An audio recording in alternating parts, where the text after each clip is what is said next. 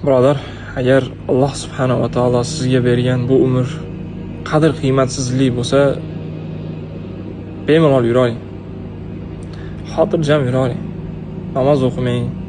Chunki namozga, har bitta namozingizga 10 minutdan vaqt sarflab, nima qilasiz? Kuniga 5 mahal 50 minut vaqtingiz ketib qoladi.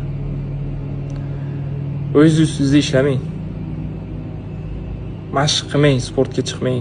Chunki tanangiz bir zo'r holatga kelib, kuchli bo'lib ketib qolishingiz mumkin. Kitob o'qimang, dars qilmang. Ilm olmang. Chunki miyangiz ishlab ketib qolishi mumkin. Agarda haqiqatan ham Alloh subhanahu va taolo sizga bergan bu umr qadr qiymatsizlik bo'lsa, shularni qilmay qoling. Bu hammasi sarkazm, birodarlar.